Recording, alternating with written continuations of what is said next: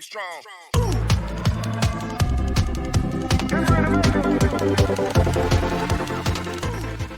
To live. Looking at Sejun with a sad and melancholic gaze, the rabbit father thought that our family thought the monsters had swallowed the entire 55th floor.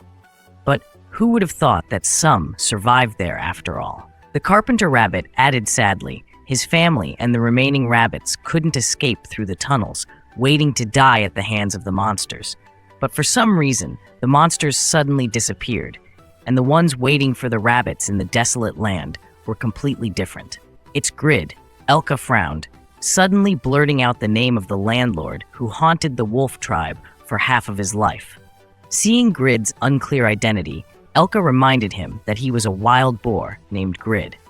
Just imagining him sent shivers down everyone's spine. The architect rabbit told Sejun that Grid led a tribe of giant wild boars and proclaimed himself the great landlord, then took over the lost 55th floor. The painful squeaks when the architect rabbit recounted the day that changed the entire kingdom. Grid began to strip away each rabbit, turning the once red kingdom into a giant farm only producing food. Seeing the two siblings saddened and psychologically shaken, still crying, the architect rabbit told them that even though it was reckless, they couldn't bear it anymore. So they escaped, even though the escape could mean death for all of them. Fortunately, they were rescued. Sejun quickly leaned down to comfort them calmly. Rest first. You guys have been through a lot. Looking down at the black rabbit leading everyone into the prehistoric cave to rest, Sejun asked if they could lend some beds in the cave for these guys.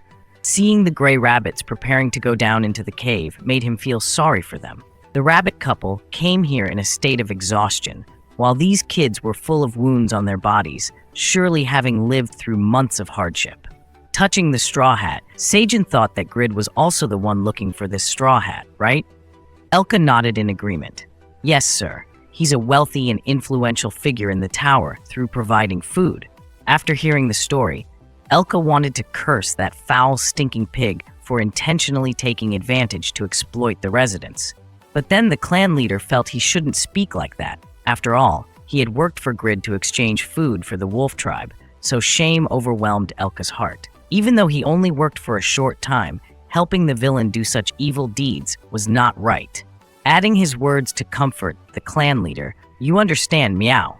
Most of the food is distributed throughout the tower through the merchant guild. Meow. And I heard that most of it comes from the farm of the landlord, Growl." Listening to the cat say that, Sejun turned to Elka worriedly, asking if that Grid guy could come up to this 99th floor, right? The clan leader said no. No matter how much money that guy pays, no mercenary would dare to go up to the 99th floor. Most mercenaries are just cowardly folks. Hearing that, Sejun sighed deeply, feeling somewhat reassured. He put the straw hat on the merchant cat's head, feeling less worried because that landlord couldn't chase after these gray rabbits all the way here.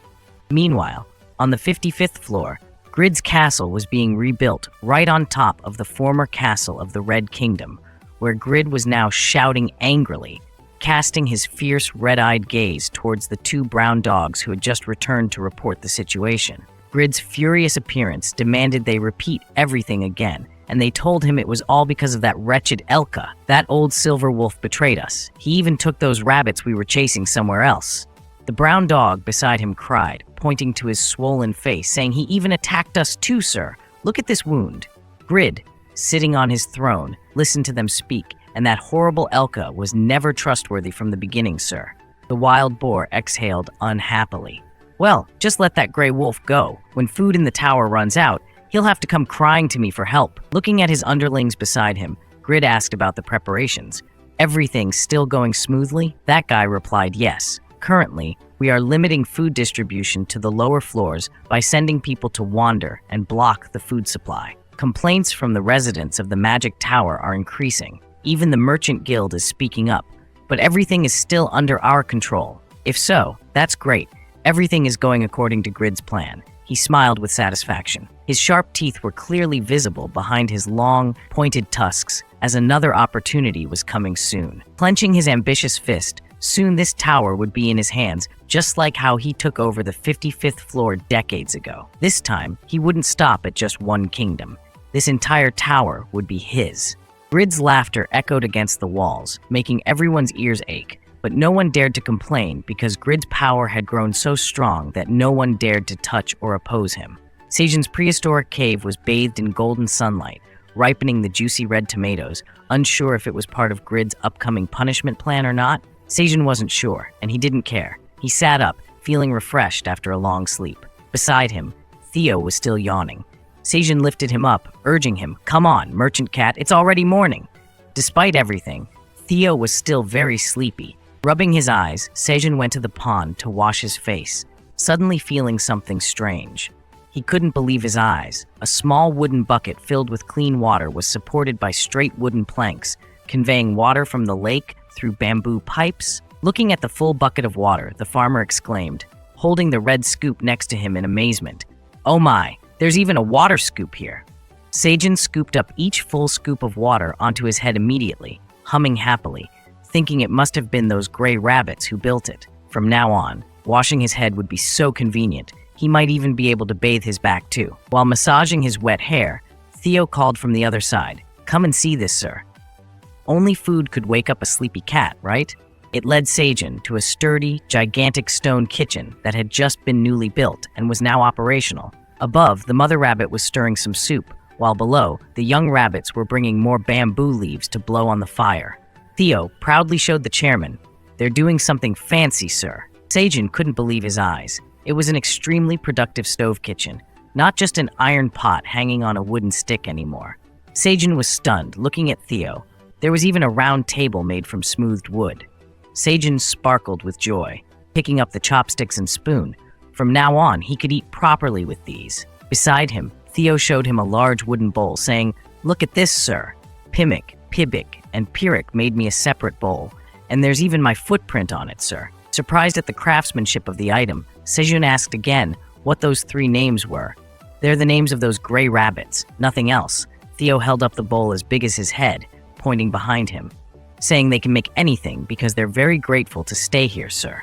Over there, the architect rabbit was being given a beautiful dark blue towel by the gray rabbits. The architect rabbit scratched his head shyly, saying, "This is a gift to thank you for taking care of us yesterday, sir."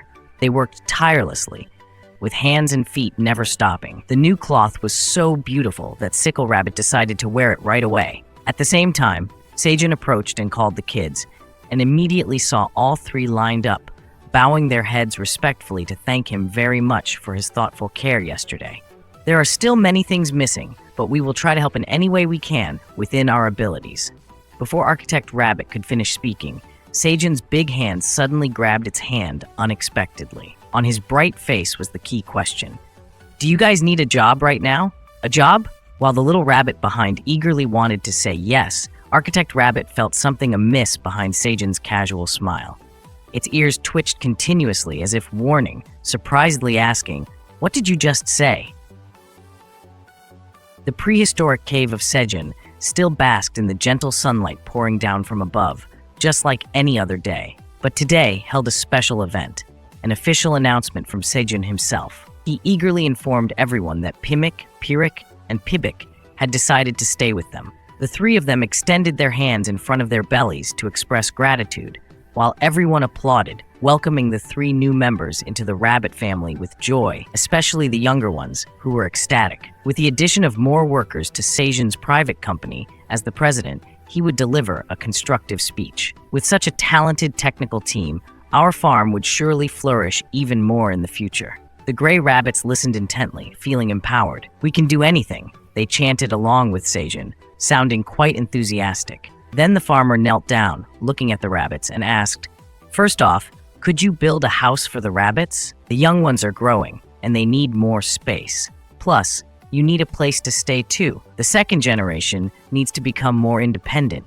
but nobody here knows how to build a house." Unlike their parents, who could build small houses with mud and leaves, the second-generation rabbits had some plans. Some carried leaves, others dug the ground, but they still couldn't figure out how to make a decent rabbit hole. It was exhausting, and some even lay down to sleep. Since the gray rabbits arrived, they had noticed the dug-up earth pile. They laughed and said, "That's our specialty. Leave it to us." Upon hearing Sejun discussing with the gray rabbits, Theo demanded to be carried, saying he also wanted a mobile home, But you already had their own pouches, Sejun teased the cat. Initially, Sejun intended to decline to reduce their workload, but one of them suddenly suggested, "Can we build a ramen building for you, made of instant noodles or something?" It was just a whim. They didn't really need a house. When they slept on Sejun's leaf bed, while most of the time, they were on their merchant cat travels. Then the gray rabbits looked at Sejun's belongings, seeing only a bed of leaves neatly arranged with a blanket on top, and a bag woven from leaves stuffed with more leaves as a pillow, along with a backpack from his days at the Magic Tower and a plastic water bottle. They wondered if he made leaf perfume too. One of them asked, "Sejun, don't you have a home?" It was the first time someone had asked Sejun such a question. His living situation wasn't much different from that of a prehistoric farmer. He was used to it. He hesitated before replying, "I just sleep on these leaves." Then a small one suggested, "Why not build a home for Sejun too?" He hadn't thought about that before.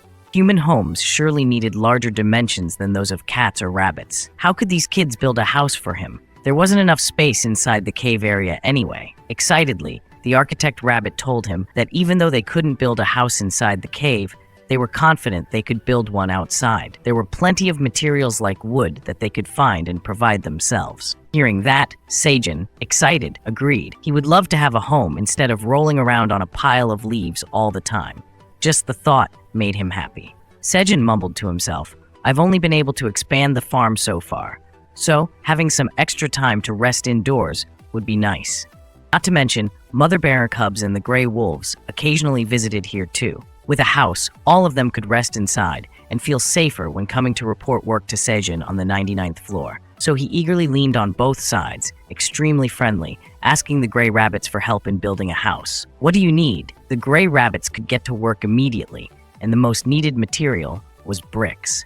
Additionally, the architect rabbit asked, "Is there any fine sand or mud on the 99th floor?" Around the prehistoric cave and Sejun's farm, there wasn't any, but both he and Theo knew a place where they could find plenty. With just a glance at each other, they understood where that place was referring to, as they had visited it before. That same day, the Minotaur tribe on the 99th floor was surprised to see a human there again, but since their leader didn't say anything, they didn't dare to either. Thanks to Elka, the gray wolf leader, who brought both humans and rabbits and cats here, Sejun could travel far to request some sand from the Minotaur King's territory. He asked Elka to take everyone to the Minotaur tribe's mud pit to investigate the quality of the soil and see if the sand and mud there were suitable. Holding a handful of needed soil, the architect rabbit nodded in agreement with the quality here. The moisture was just right, and there were even dried leaves mixed in, perfect for making bricks. Sejun didn't know much about construction or pottery, but hearing the architectural rabbit's assurance, he was pleased too. Greenery was severely lacking in this place, while soil was in abundance. The friendly Minotaur King stood before Sejun, crossing his arms and asking, "Why do you need soil? Isn't that our Minotaur tribe's food?" In fact, Sejun knew that apart from the large amount of onions he provided to the Minotaur King earlier, most people here still had to eat soil instead of grass. That's why he came here today, to collect the soil already prepared for a new interesting deal. Pimmick would teach everyone how to make bricks from the soil here. If they made soil bricks and supplied them to them, they would pay a fair price. Just hearing that, Minotaur King immediately grasped Sejun's hand firmly and pounded his muscle with his other hand, eager to get started right away. If they could make good quality bricks for Sejun and earn money, surely the Minotaur clan would have plenty of grass to eat from now on, and no one would have to eat soil anymore. Having just made the decision with Sejun, the old Minotaur King immediately turned briskly to the soldiers working hard, grabbing large handfuls of soil to feed them, shouting, "Hey Minotaurs, no more soil eating. Otherwise, we won't have enough soil to make bricks for the farmers now." The whole group turned back in surprise to their leader, wondering what they would eat now if not soil. That settled it. Sejun nodded, and from now on, everyone would definitely be busy for a while. The other two rabbits on Elka's head couldn't help much, but they liked to wander around. Last time, Sickle Rabbit couldn't go. Now he was excited to go far. Once the brick part was done, attention turned to wood. To get wood, they had to chop down trees on level 99. Of course, the rabbits couldn't chop down trees, and Sejun didn't have an axe or a hammer to chop down these big trees, so it's surprising that Kuk is extremely useful in this. Looking so small, its muscle strength is really strong, Just putting its arms on the tree's body, gently lifting it made the rabbits below cheer, even pulling out the roots. But how much wood can that tree make? Look at the mother bear. She can pull out 2 tall trees with her own size, and each time she pulls out, she can double the number of trees Kuk can make in no time. There will be enough wood to make several houses for Sejun. Outside the expanding field, the minotaurs were using their strong horns instead of plows to dig out moderate-sized but extremely long holes, expanding and creating plots for the upcoming planting seasons. The minotaur's powerful strength was truly suitable for the work of plowing here. In stark contrast to that speed and strength were the rabbits. From the first generation to the second generation, they painstakingly dug small paths, shoveled soil, and sowed seeds for onion fields. Now, besides the digging rabbit, it also has 2 younger siblings, one using a hoe and one using a shovel to assist it. Not far from there, on the sweet potato field with lush green leaves, the father rabbit was using his magical watering pot, along with his children, to moisten the entire soil of the large sweet potato field. Currently, the area here has expanded 3 times compared to before. The long stretches of dark green sweet potato fields reach to the foot of the stone mountains. After hours of farming or gathering materials to build houses for Sejun, quite far away, Kuk was practicing a few moves with the Silver Wolf tribe leader Elka, this little one. Even though his mother is the owner of a dense forest in the territory of the red bear, but of course it will accumulate more experience if it learns a few punches with Elka, who has traveled to many places. And Elka, being the tribe leader of a large wolf tribe, was also very happy to play with this mischievous little Kuk. It looked more like playing with a nephew than training. Sejun couldn't participate, but he cheered from afar, cheering on them. And after a round, Kuk would be rewarded by the farmer with a jar of delicious honey to replenish his strength. He probably worried that the little bear would lose weight from all the exercise. Just that's enough for Kuk to play with Elka all day. Usually only a little honey licking. Now it gets a whole jar. It must be happy, watching the little one suck on each piece of honey with a mix of pleasure and gratitude in its sparkling eyes. The tribe leader Elka looked at it, seeing it so delicious, wondering what it tastes like. In the menu of the wolf tribe, there was never any honey. So Chief Elka could only watch the little one lick his lips, drooling with desire. Craving honey, suddenly a jar full of honey was presented before Elka, making the chief bewildered and unbelieving, his eyes fixed on the golden shimmer inside the jar, along with the enticing aroma emanating from it. What surprised him even more was Sejun holding out the brimming jar of honey with a radiant smile. Without saying another word, or needing any further invitation, the chief was utterly astonished to realize that the farmer truly wanted him to enjoy the top-notch honey from his farm, suddenly finding him adorable. With that settled, Sejun moved on to the fields above, assisting Cart Rabbit and Pouch Rabbit in planting sweet potato seeds on the newly formed plots, followed by harvesting the new sweet potato seeds from the nearby farm. Just lifting a sweet potato plant gently revealed roots full of tubers swaying among the soil, emitting an extremely appealing and tantalizing light. The system panel popped up a notification informing him that he had harvested 10 sunflower sweet potato tubers. His farming experience slightly increased. His harvesting skill level increased by 1 level.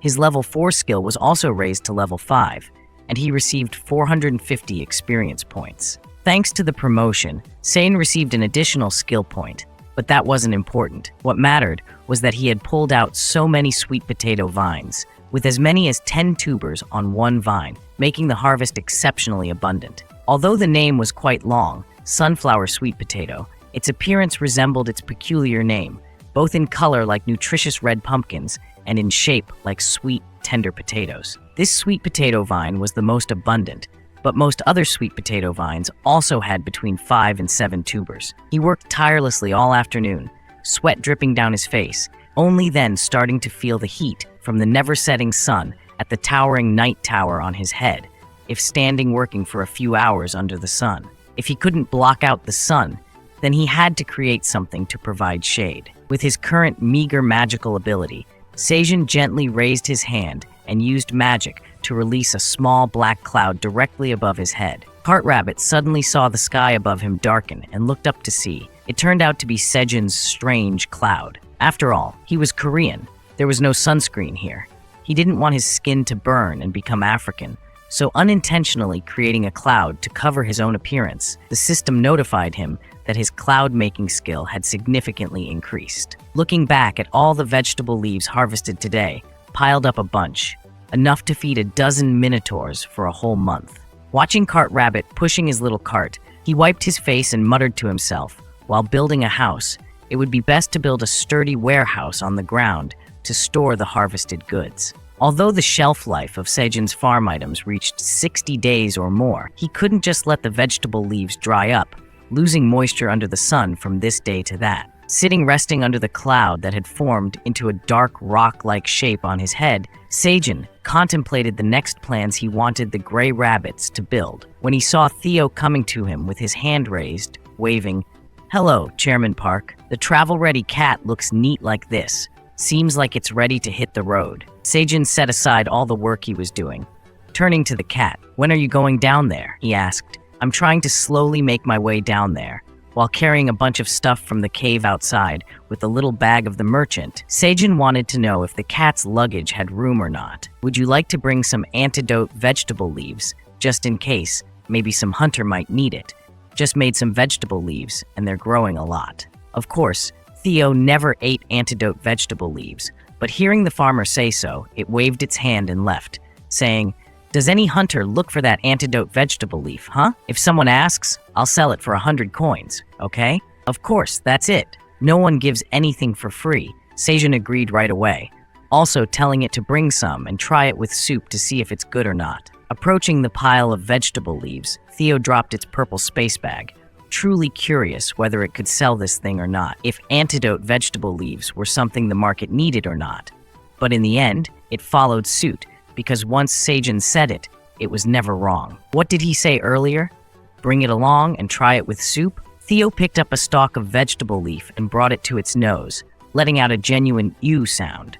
It smelled awful, just a whiff, and it felt like it lost all taste buds already. It didn't understand why the chairman told it to eat this stuff, representing all the cats in the world. It declared, "Theo doesn't want to eat this stinky thing." Afraid that Sejun would think it was criticizing his brand of vegetable leaves, just as the farmer waved from a distance, "Hey, Theo, come here now." It hurriedly stuffed the pile of vegetable leaves into its space bag, afraid that if the chairman saw it criticizing the product, he wouldn't let it sell anymore, and that would be exhausting. Besides, Theo was quick partly because it was afraid others would eat its share of fish, so it turned its head and shouted, "Hey, don't eat my fish," while quickly grabbing and stuffing various things into its space bag.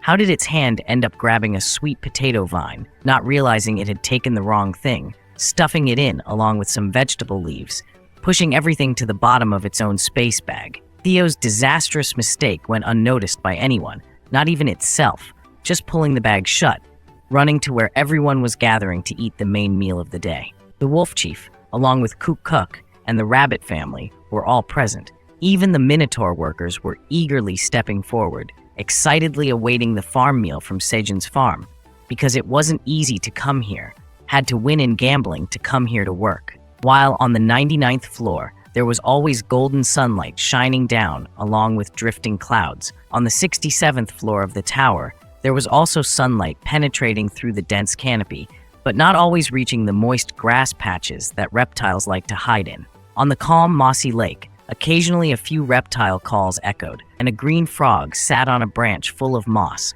bulging its belly and croaking continuously. It was enjoying such a leisurely day when suddenly an arrow pierced straight into the back of its head, pushing forward, and immediately fell. The one who shot down that large green frog was another creature proficient in using a bow and had only 2 arrows in its quiver behind its back. Its body covered by clothing identical to a hunter's, a few pieces of leather covering vulnerable areas along with its widespread claws. Unexpectedly, it was a lizard person. Seeing its prey fall, it licked its lips with pleasure, feeling the thrill of hunting its own dinner and rewarding itself for its achievement. This 67th floor forest area was already familiar territory for it, coupled with its skilled archery to bring down the large green frog in just a moment. Immediately, leaping from the tree branch to the rock, then down to the other side of the clear water pond, the lizard placed its muscular legs right next to the prey that had been felled by just 1 arrow. Before retracting the arrow to retrieve its prey,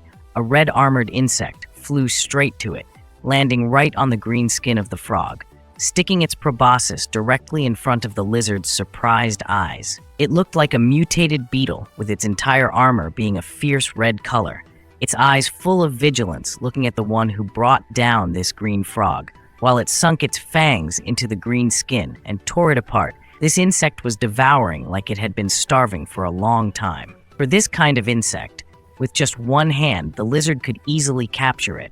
Being lifted up like that, and the red insect still refused to release its piece of frog skin, stubbornly ignoring, as long as it was still in its mouth, it would continue chewing, eventually becoming the lizard's prey forever. It put the whole head along with the upper body of the red insect into its mouth, using its few but extremely sharp teeth to bite, easily digesting it with great pleasure. Then it used its tongue to curl lightly around the lower body of the insect, quickly putting it into its mouth to finish the appetizer quickly and neatly. Just before moving on to the main course, there was still a piece of skin peeled off lying over there. Seeing the scene of its comrades being digested by the lizard so easily, the group of insects of the same kind on the tree branches above hurriedly moved away in fear, but actually they weren't afraid at all. They fluttered their wings like signaling to each other, and just as they were about to swallow the last leg of the red insect, suddenly a loud roar rang out from above the lizard's head, getting louder and louder, as if someone was turning on a giant fan next to its ear. When it looked up, it saw a dense black swarm of red insects, like the kind it had just chewed and swallowed, except that they covered all the branches, the dense trunks right in front of the lizard with an immense number, sometimes even hundreds of thousands, looking at the lizard with eyes full of hatred. Surely lizards aren't the prey they usually hunt, but with this many of them, just taking off and flying once is enough to strike fear into all the animals. Still maintaining their formation, they leave the tree trunk at an incredibly fast pace, using their large wings to propel themselves downward while raising their claws, simultaneously charging towards the poor green lizard in a terrifying whirlwind, the sound of millions of wings flapping together. The green lizard looks at the scene in front of it in disbelief. It only now realizes it's encountered a ferocious species. Just a moment ago, it was preying on these insects, and now it's the one paying the price. One insect is an easy meal for it, but it becomes prey for tens of millions of flying creatures, like a storm. The lizard opens its mouth wide in horror, but eventually accepts its fate. It can't resist the overwhelming power of such a terrifying creature rushing towards it. Where the lizard stood, a powerful wave of earth and sand rises as the insects swarm down to devour it in just a moment, leaving behind a deep hole in the ground. Not a trace of the green lizard, just a few wooden tubes containing some bows lying on the ground. Those red insects fly higher than the tallest ancient tree branches, obscuring some of the sky's blue light from the 67th floor and gradually disappearing without a trace. If one hadn't witnessed this from the beginning, they wouldn't believe that there was a creature walking on the grass before. Now, not even a scrap of skin or bone remains, as if it never existed. At that moment, Aileen was enjoying a deep sleep on her bed full of pillows when she suddenly heard the vibrating sound of her magic orb, accompanied by beeps urging her black dragon to wake up from her dream. Aileen, annoyed, covers her eyes and ears, but the more irritated she gets, the louder the bell seems to ring. It's too noisy. The black dragon finally can't stand it anymore and sits up, sighing deeply with regret. It's the first time she's slept so well in a long time. Why is this bell ringing now? Not only is the bell ringing, but the magic orb on the table is emitting a bright light, as if inviting Aileen to come and see. Well, since she's awake anyway, Aileen reaches out with her right hand to take the orb and uses her left hand to activate the magic with the Pimity ring, confirming her identity to access the information the orb is sending. As soon as the effect is activated, dozens of notification boards suddenly pop out of the orb, as if they had been held back for a long time. She thought there was a very serious event happening, but in fact, all the boards here have only one message, but it has appeared so many times that it shows the urgency. When one of the boards finally stops for Aileen to read, she sees a staggering number. Over 5.3112 million red grasshoppers have invaded the 67th floor of the tower. What's going on here? Why are there red grasshoppers here that she doesn't know about? The black dragon reads and rereads each notification board that appears in front of her in a panic. This isn't an invasion from outside the tower, is it? Thinking back, this isn't the first time Aileen has read about red grasshoppers. Thanks to the books in the library, she knows that 100 years have passed since the grasshoppers attacked the tower after destroying the 55th floor. If it weren't for her grandfather's solution, they would surely have caused more trouble elsewhere. But that happened decades ago. If it happens again now, will Aileen know how to deal with it? Thinking so, the black dragon immediately calls for notification, requests administrative authorization, and connects communication to the outside. But the response to Aileen's request is the line, "unable to connect," leaving her extremely frustrated. It can't be like this. Can't she open a way out of the tower on her own? Just as she finishes saying that, the system displays purple warning boards for the panicked black dragon to continue watching, stating that 0.1% of the area on the 67th floor has been destroyed by red grasshoppers. Just as she glances at that line, Aileen is stunned and speechless. She's only had one nap, and things have changed so drastically. In just under 2 minutes of being stunned, the notification board continues to jump to 0.2% of the area of the 67th floor being destroyed by red grasshoppers. Everything is happening too quickly, too dangerously, right in front of the black dragon. Managing the tower when they only begin to receive reports of the invasion, but after furrowing her brows for a while, the black dragon hesitantly tries to think about whether this might be a good thing. But why does Aileen think so? That day finally arrived. The day when half of the electric eel turned into a delicious, fatty meal, inviting everyone to dig in.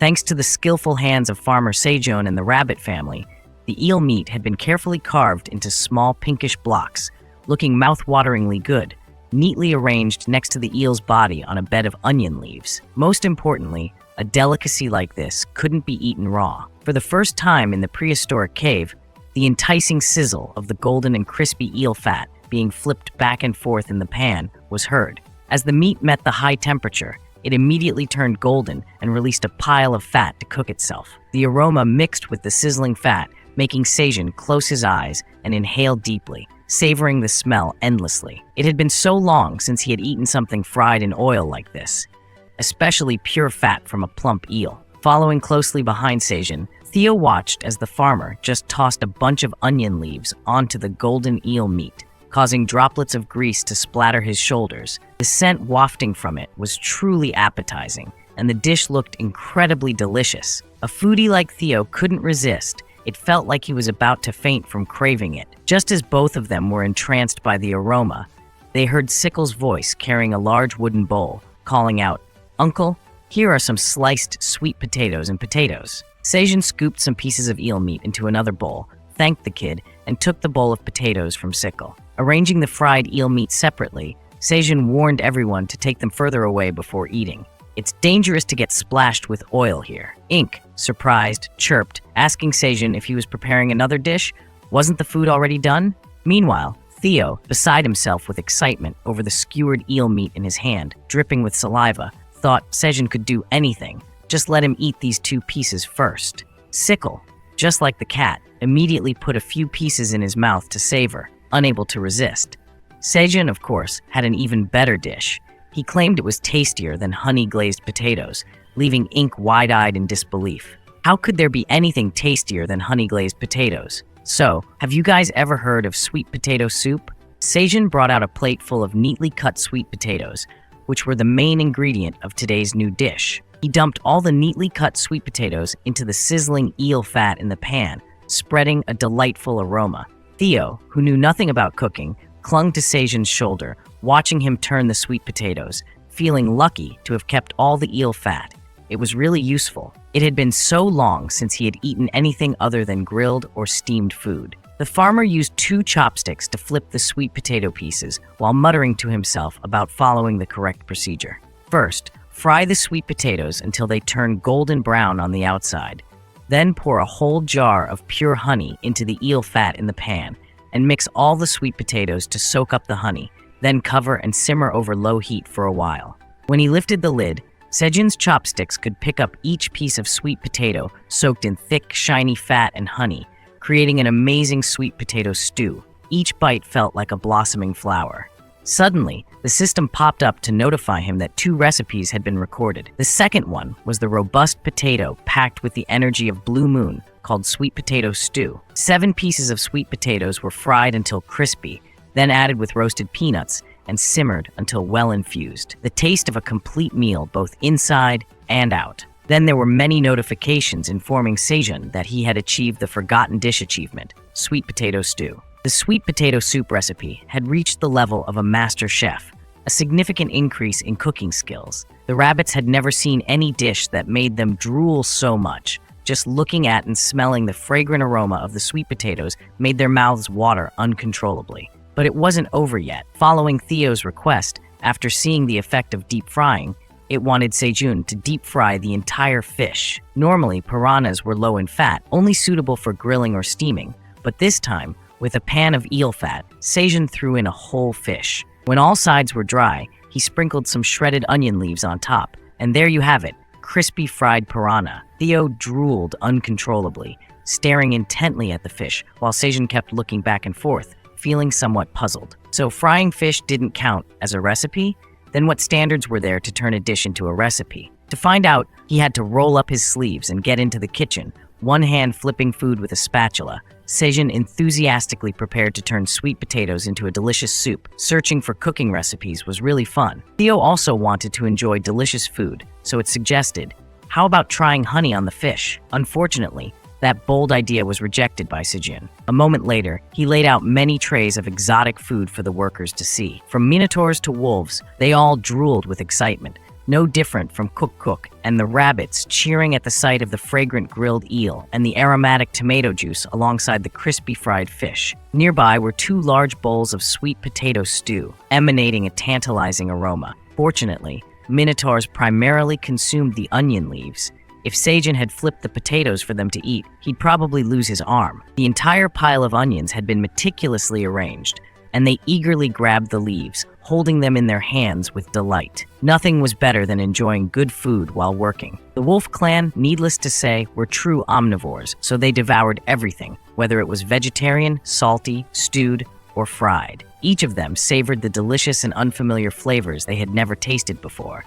Today's meal seemed to take the longest time ever. Every drop in the bowl of onion leaves was scooped clean, and not until the cat couldn't lick anymore did it stop. It lay on Sejun's lap, satisfied, rubbing its large belly, saying, "I can't eat anymore." Theo had eaten from start to finish, so where was the room for more? Meanwhile, Cook was still enjoying a jar of honey for dessert. Seeing the cat's enjoyment, Sejun asked if it was ready to go downstairs. It was true, but now Theo was too full and needed some time to rest. After a quick stretch, it got up, neatly packed its belongings, and called the employees. "Let's go, meow!" The clan leader respectfully acknowledged, "Yes, representative," appearing more and more like a competent manager. Before leaving, Theo noticed there was still a whole tray of untouched food left, so it curiously asked the chairman, "What are the leftover dishes for beside you?" Sejun replied that those were for Aileen, recalling that he hadn't received any notifications from the tower manager since earlier. Pushing Cook's drooling mouth away, who thought no one was eating it, Sejun explained to Theo that he had called Aileen earlier, but she didn't respond, and now the food was cold. Could Aileen have overslept? Hearing this, Sejun pondered. If it was just oversleeping, then it was simple. The food could be reheated later. Nothing strange was happening. Poor Aileen struggled with the screen since the system error notification until now without success. Despite trying repeatedly, many pop-ups appeared, stating that it couldn't connect, making Aileen even more confused. "Oh no, I can't control anything, and I've only just restored the dragon's heart a bit, so useless. I don't know what to do to restore the system to its original state," Aileen sadly muttered to herself, feeling lost. Despite trying over and over again, the system couldn't boot up and connect to the outside world. Aileen pitifully didn't know what to do. No idea seemed feasible, except for blaming herself. Suddenly, a completely different system board popped up with a line of text. Floor 10 on the 67th floor of the tower has been devastated by the Red Locust disaster. On that day, at the headquarters of the Central Directorate of the Trade Route, the atmosphere was extremely tense in the main meeting room. A long rectangular table filled with various creatures sat around on the chairs. Everyone wore a serious expression because everyone present here was a influential figure in the Black Tower. Leading the meeting today, seated at the head of the table, was Mason, the head of the female clan, also representing the Traveling Merchant Association. Next to him, an empty seat was reserved for Hannibal, the head of the Freelance Mercenary Guild. Wearing nothing but clothes was Iona, the hamster mage from the Wizards Guild, sitting comfortably in a green cushioned chair. Despite her small stature, she was a key figure invited to this conference. Gathering the most influential figures of the tower required guard agents. Zerath, standing next to the dog agent, secretly wondered why the heads of the tower were gathering like this.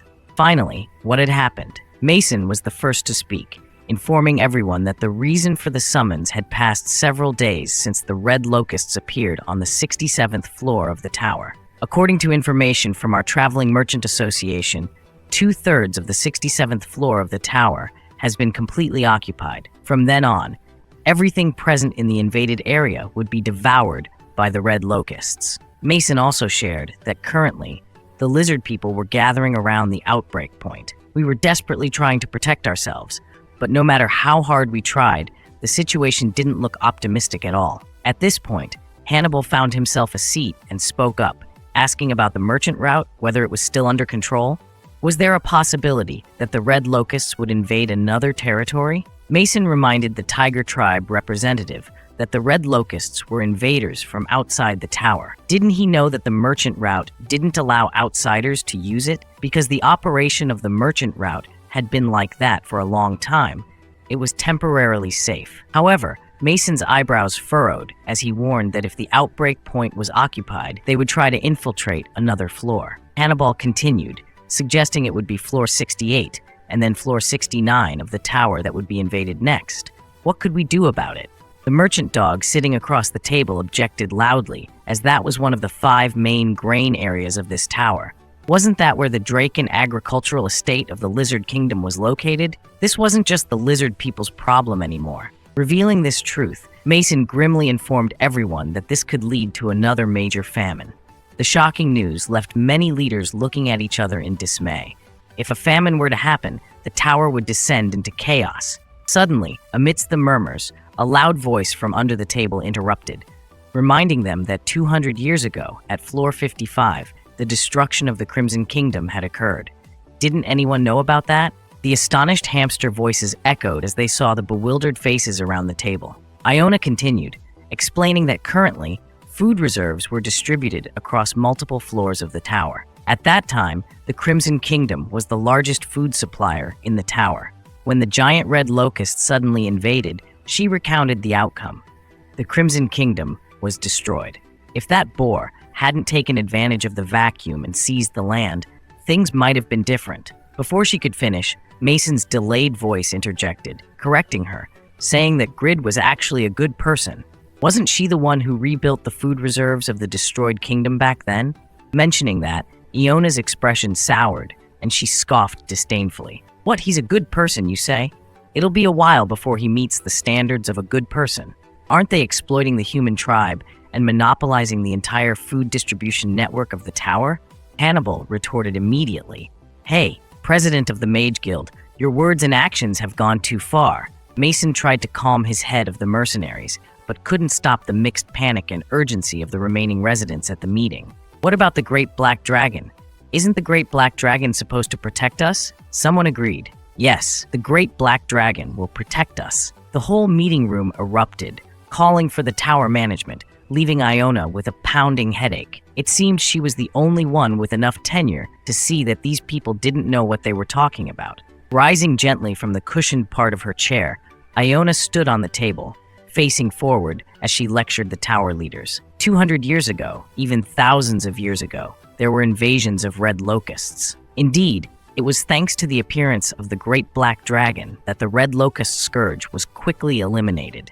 Stepping forward while recounting with a mournful tone, however, the last time the red locusts appeared, for some reason, the Great Black Dragon didn't show up promptly. The situation was only brought under control after half of the kingdom's residents disappeared. All food reserves were destroyed, causing severe food shortages throughout the tower. Looking at the raccoon tribe in front of her, Iona sternly reminded them, Some places still haven't recovered from those losses. The appearance of the red locusts on floor 67 had been going on for a few days now, and once again, there was no guarantee that the great black dragon would appear quickly and resolve the situation. The whole meeting room fell silent as Iona reminded them, "We must do everything we can to stop this situation until the great black dragon appears and intervenes. Otherwise, just waiting like this, the order in this tower will surely collapse." Clenching her fist with determination, the mouse boldly declared, "As the 7th Tower Magic Association under my leadership, that is, the president and leader, we will send out 200 battle mages. What do you want to do, all of you tower leaders present here today?" While the entire tower was buzzing with resistance against the invasion, Theo was lounging with his feet up on a pile of hay, waiting for the clan leader Elka to inquire about the situation of the village folks and playing with his own kids a bit before starting his trade downstairs. Seeing Elka lovingly carrying her son, Theo impatiently thumped his tail on the hay below, urging her, "We're here to take a break. How much longer do you intend to stay? There's no time. It's over." Suddenly, nearby, a hesitant child's voice called out, "Excuse me, are you the great black dragon?" Sitting up and looking at them, he realized it was the wolf tribe kids sneaking over to ask.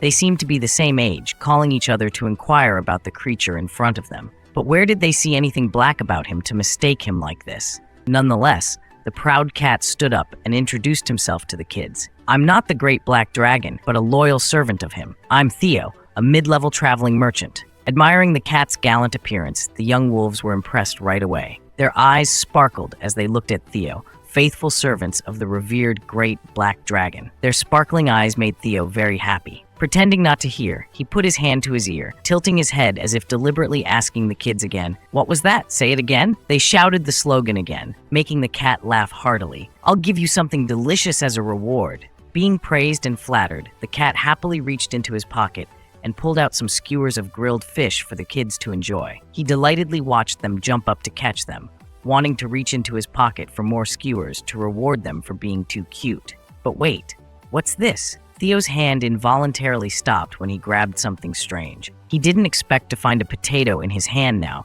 which he mistakenly took from the onion basket last time he ate in a hurry. Theo's reaction to seeing the sweet potato was one of shock and disbelief. "Oh my goodness, why is this devil thing here?" His shout made the clan leader run over to see what was going on. Elka's concerned inquiry made Theo jump as if caught red-handed stealing. The cat quickly jumped up, rolling around and laughing loudly, pretending like nothing had happened.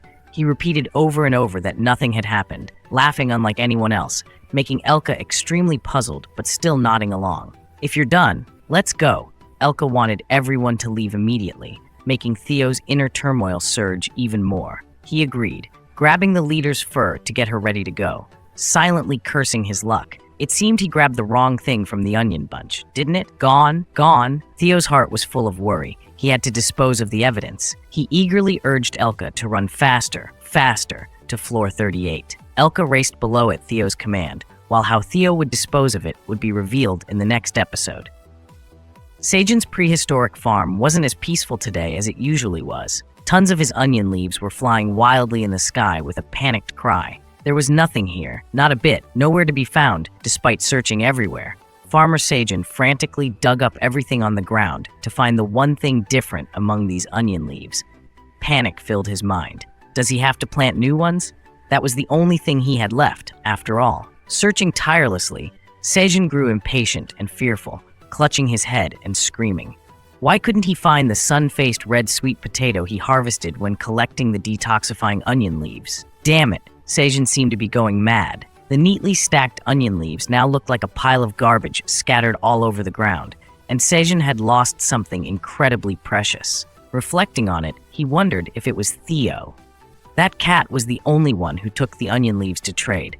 Could it have taken the wrong thing? If so, at least Sejun wouldn't be as upset about losing the sun-faced red sweet potato sprouts. He stood with his hands on his hips, looking at the onion leaf patch he had just dug up, sighing in relief. Maybe that cat had taken the sun-faced red sweet potato sprouts to another place while he was harvesting the onion leaves here. However, now he wanted to try planting 1 or 2 bulbs, but couldn't find them. He would definitely punish that fat cat once it came back here. As he was thinking about how to punish Theo, the system board suddenly flashed a notification that the seed store is now open, and the seed system would display a list for him to see. Ah, that's right. Today is the day the seed store reopens. He was so busy that he forgot about it. I wonder what it's selling this time? Before displaying the list of seeds Sejun could buy, the system notified him that his level was still normal, so it would continue to show randomly available seeds for him to choose from. At his current level, he could collect various seeds as long as they were within the 5 tower coins limit. As usual, 4 seed tables appeared for Sejun to choose from. The first one at the top of the list was a flame bean seed, the most expensive at 5 tower coins. Next were 100 strawberry seeds for half a tower coin, or 20,000 carrot seeds for 4 tower coins, and finally 100 Chongyang bell pepper seeds for half a tower coin. The first item, the most expensive, surprised Sejun greatly. What is a flame bean seed? This is the first time he's heard of it. He doesn't know what it is that costs a whopping 5 tower coins, equivalent to all the other items combined. He rubbed his chin. Although he had enough money, the system limited him to only being able to buy within the 5 tower coin limit, so he wouldn't be able to buy other things if he bought this flame bean seed. It's too risky to gamble with this many seeds just to buy something he doesn't know about.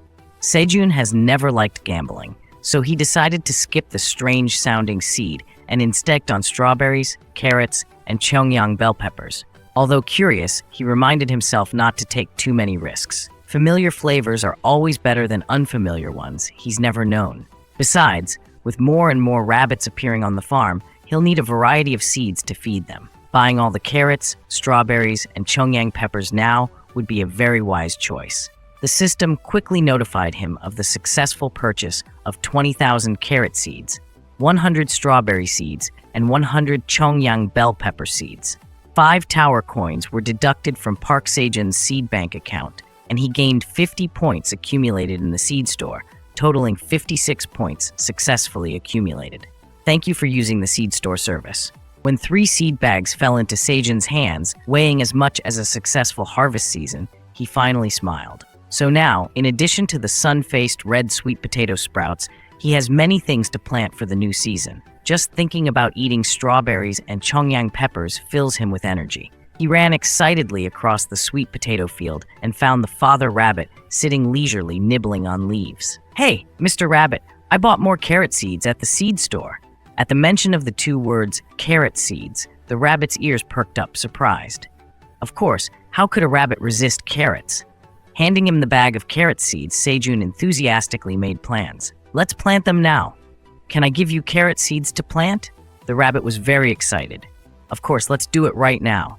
Let's increase the number of fields on the ground together. Let's work diligently." Looking into the distance, the onion leaf fields, along with Sejun's potatoes and sweet potatoes, stretched out to touch the green of the mountains in the distance. Since the Minotaur came to plow, this area has become larger and larger, truly resembling a perfect farm. Meanwhile, outside of Gangnam, on a clear day, a view straight to the Black Tower stood tall amidst the clouds, separated from the skyscrapers.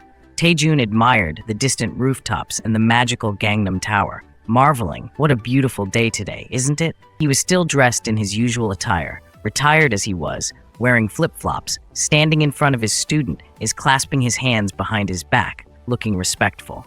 Placing his feet on the railing, he sighed, "It's been a long time since I left that freezer and had a chance to admire the tower from afar. Do you see it too, Siyuk?" Taejun's student, Cha Siyuk, upon hearing his teacher's question, bowed his head and replied cautiously, "I don't know about anything else, but you are not well enough to be outside right now.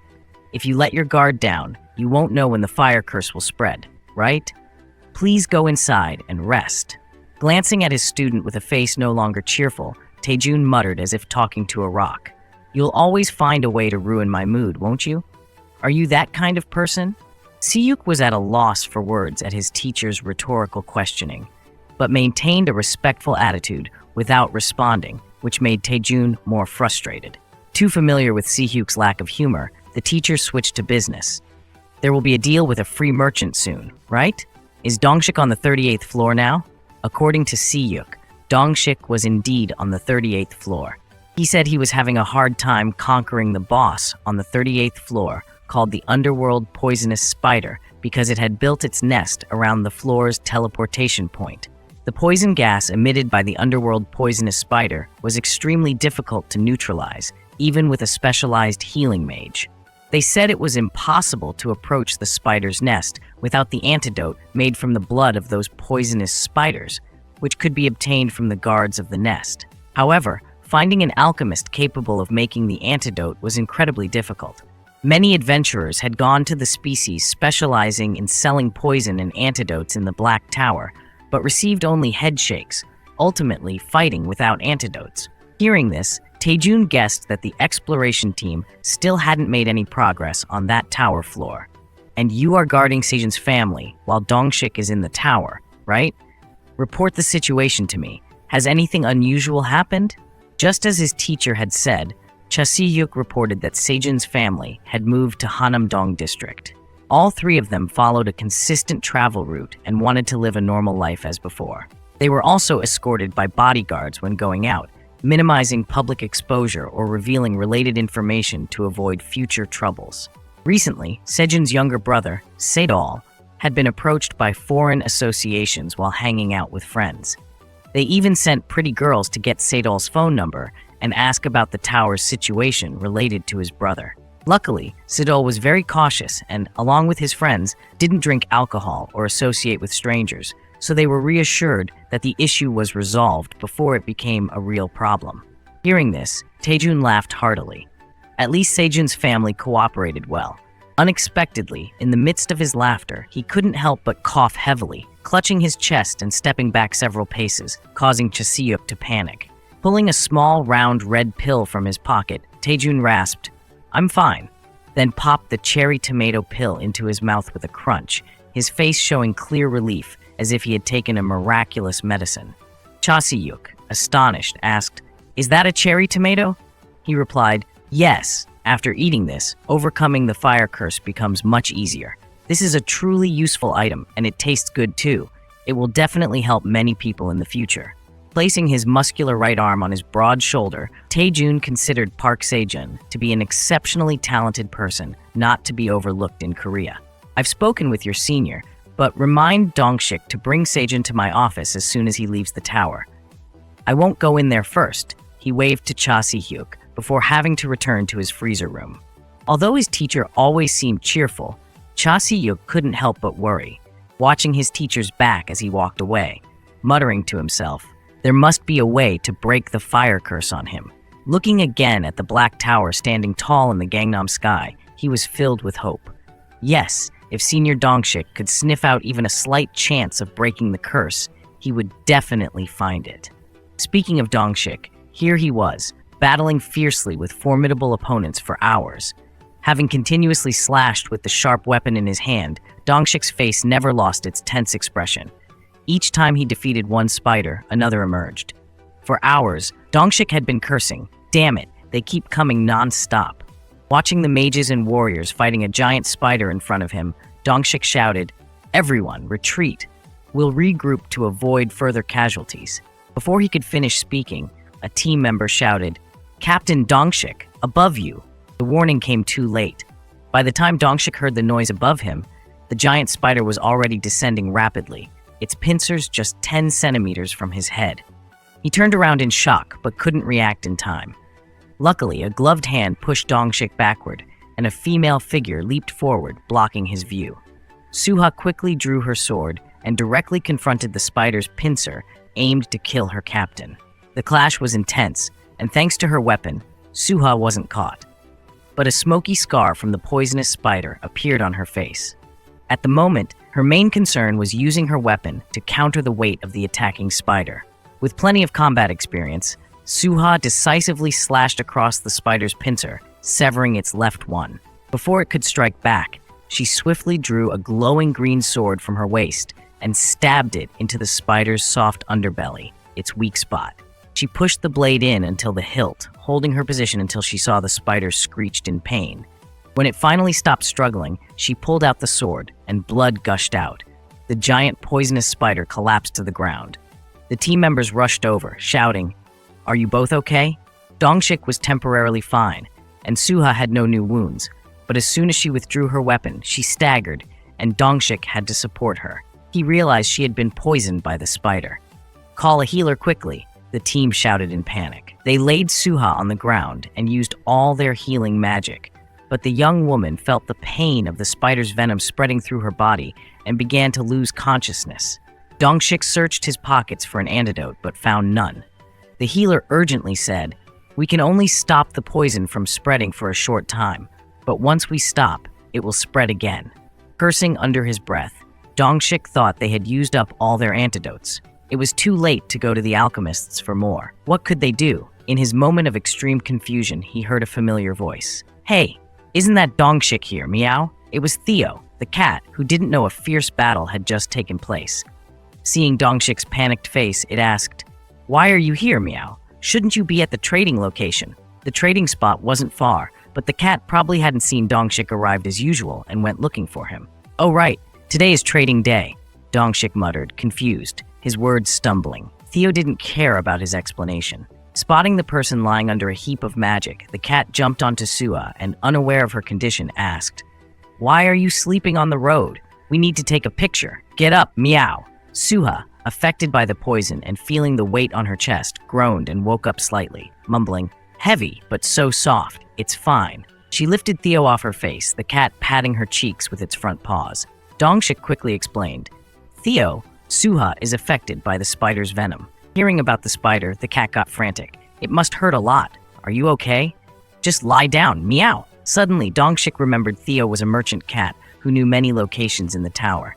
He urgently asked, "If this continues, she will die.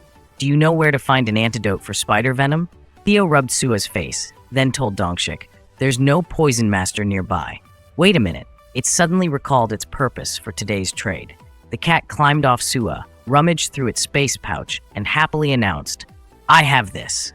It pulled out a nearly half-height onion leaf, introducing it with great excitement. "This is a detoxifying onion leaf, meow." Just hearing the word detoxifying, Dongshik's team gathered around to see. Dongshik hesitantly took the leaf. The system board notified him that this onion leaf was extremely nutritious and delicious, capable of detoxifying D-level or lower poisons within an hour of ingestion.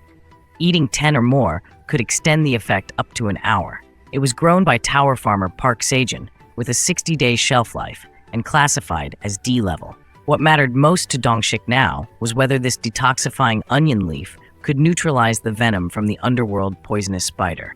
The only way to know was to try it.